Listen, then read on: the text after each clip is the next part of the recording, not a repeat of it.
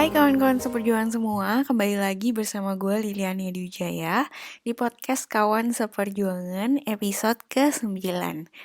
Dari judul podcast kali ini dan juga kuis yang gue post ke Instagram kemarin, kalian pasti udah bisa menebak kalau gue pengen sedikit ngebahas lebih lanjut tentang emosi. Karena ya proses gue itu masih di sini gitu. Gue itu masih sering deny emosi-emosi yang gue rasain. Jadi lately gue itu sedang melatih diri gue untuk menerima dan meregulasi semua emosi-emosi tersebut. Metodenya nih, gimana cara gue menerima itu dengan cara memahami. Dan gimana cara gue memahami adalah dengan menerjemahkan emosi-emosi yang sedang gue rasain itu ke kata-kata. Contohnya, I'm feeling judged, blamed, energized, inspired, something like that. Jadi gue bisa memvalidasi ke diri gue sendiri gitu loh. Bener gak ini yang gue rasain? Gitu.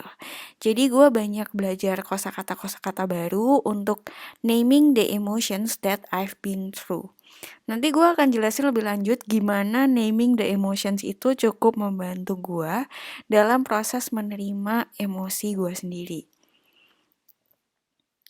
Kalau biasanya gue buka podcast itu dengan pertanyaan, kali ini gue buka dengan fakta. Singkat cerita, dalam proses ini gue menemukan 2 fakta menarik nih. Yang pertama, kosakata perihal emosi ini di bahasa Indonesia itu terbatas banget. Banget.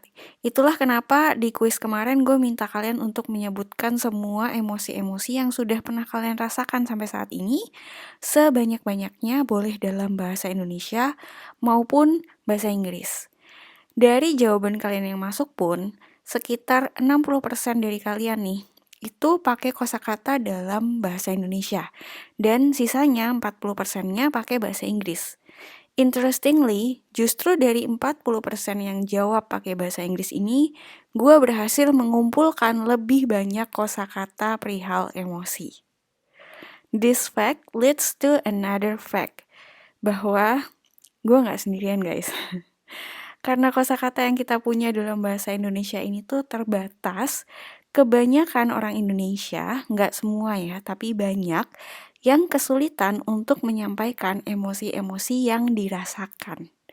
Contohnya nih, misal ada teman curhat, terus kita tanya, jadi lu ngerasanya gimana? Terus dia jawab, nggak tahu sih, nggak enak aja rasanya, gitu.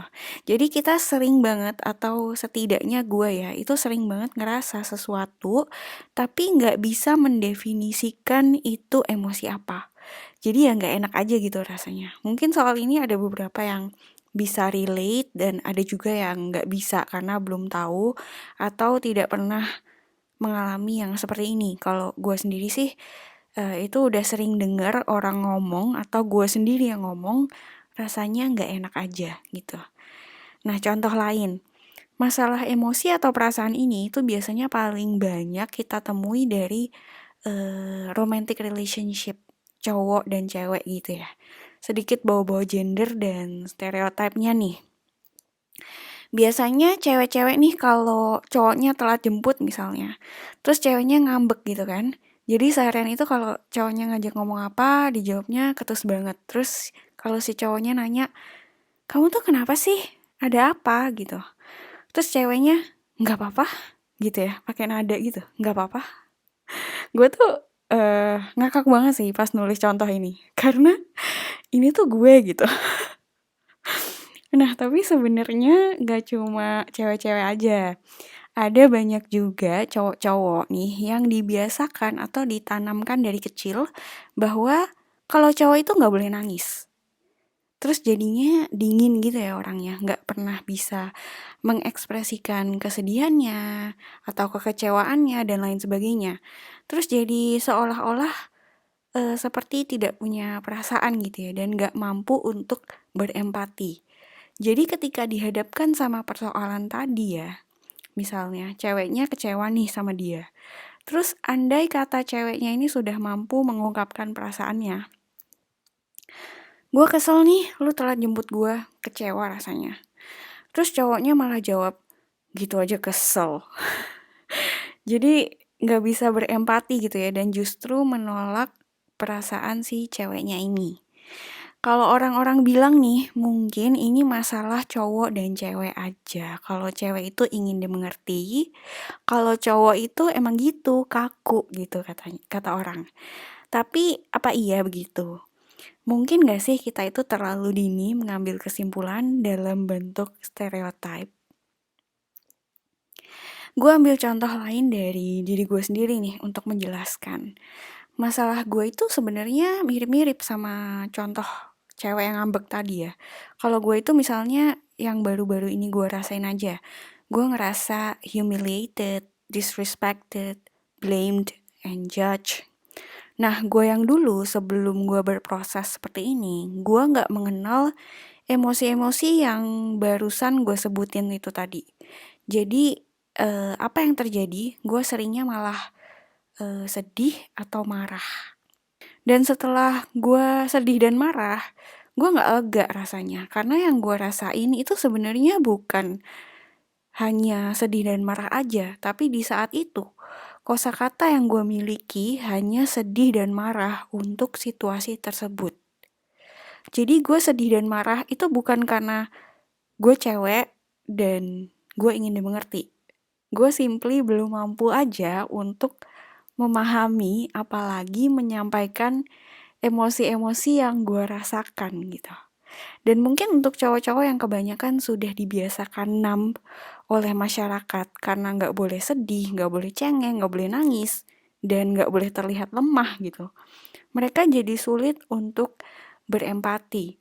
Bukan berarti cowok gak punya perasaan gitu kan. Contoh gue kali ini mungkin ngebawa-bawa gender banget ya, tapi untuk topik ini rasanya penting banget menyadari adanya stereotip ini di masyarakat gitu. Jadi kita mesti lebih hati-hati nih, jangan sampai stereotip ini menjadi mindset kita sebagai cewek atau sebagai cowok gitu.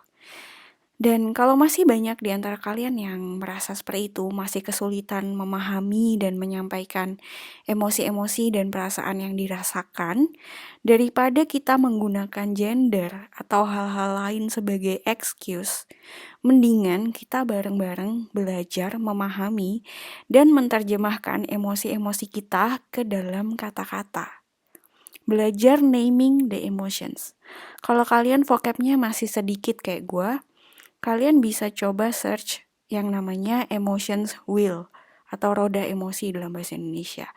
Kalau yang gue sering pakai itu namanya Junto Wheel. Jadi Junto ini adalah sebuah institusi leadership yang menyederhanakan emotions wheel yang asli yang pertama kali diperkenalkan oleh seorang psikolog bernama Robert Plutchik.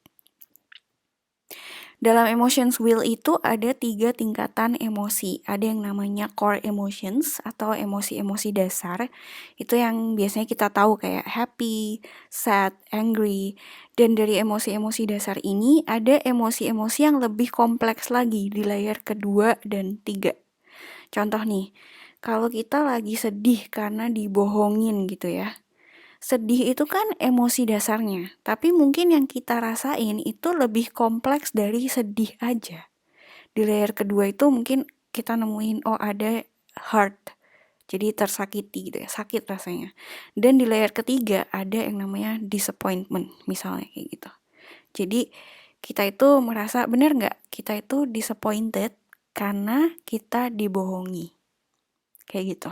Dan masih banyak banget sih roda atau tabel emosi yang lain yang pastinya kalian bisa gunakan gitu loh. Mostly dalam bahasa Inggris sih, tapi ada juga beberapa paper dalam bahasa Indonesia. Sayangnya ya, kosakatanya emang terbatas banget gitu. Tapi jangan menjadikan ini sebuah alasan sih, karena masih banyak cara bisa pakai bahasa lain seperti bahasa Inggris atau bahasa daerah. Atau kadang kita nggak harus menggunakan sebuah kata nih. Bisa jadi frasa atau kalimat. Kayak contohnya nih, ada satu temen gue yang ikutan kuis kemarin itu.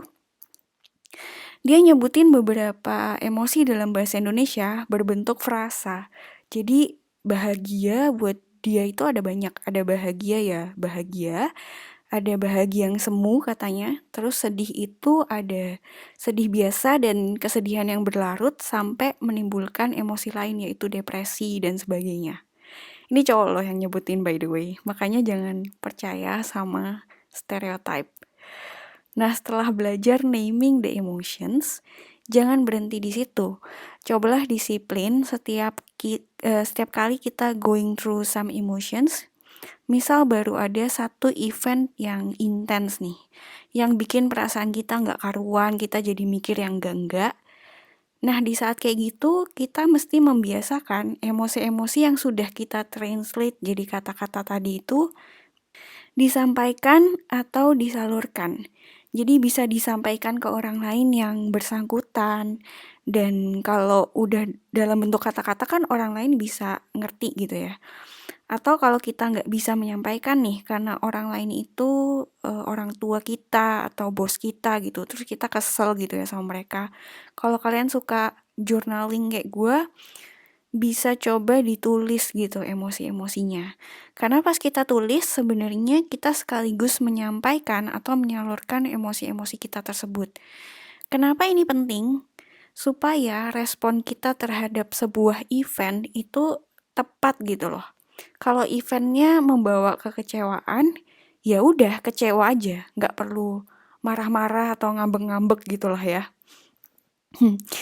Metode naming the emotions ini sudah gue praktekkan dan ini cukup membantu gue secara signifikan karena ketika gue belajar untuk naming the emotions, gue bisa lebih memahami emosi-emosi yang gue rasain. Dan ketika paham, itu membantu gue untuk menerima emosi gue sendiri. Kayak, oh gue ngerasa kecewa nih, kayak gini ya rasanya. Tapi ya bener, ini yang gue rasain gitu. Dan ketika gue bisa menerima emosi gue sendiri, gue jadi bisa menerima emosi orang lain yang disampaikan ke gue. Nah, ketika kita sudah mulai bisa menerima emosi orang lain, itu adalah titik permulaan dari empati. Akhir kata, makasih banget buat kalian yang udah berpartisipasi dalam kuis atau sosial eksperimen gue. Gue bener-bener salut dan bangga sama kalian. Ada yang bisa dengan mudah menyebutkan banyak banget emosi yang kalian rasakan. Banyak juga yang secara spontan hanya nyebutin kurang dari 10 jenis emosi, ada yang kurang dari 5, dan bahkan ada yang bilang bahwa dia kesulitan menyebutkan emosi-emosi yang dia rasakan. Nggak apa-apa, semuanya ini proses dan kalian nggak sendirian, gue juga jadi merasa nggak sendirian, kita semua kawan seperjuangan. Sekian pembahasan tentang bahasa emosi. Semoga sharing hari ini bisa berguna untuk kalian semua. Gue Liliana Diwijaya, sampai jumpa di episode selanjutnya dan selamat berjuang.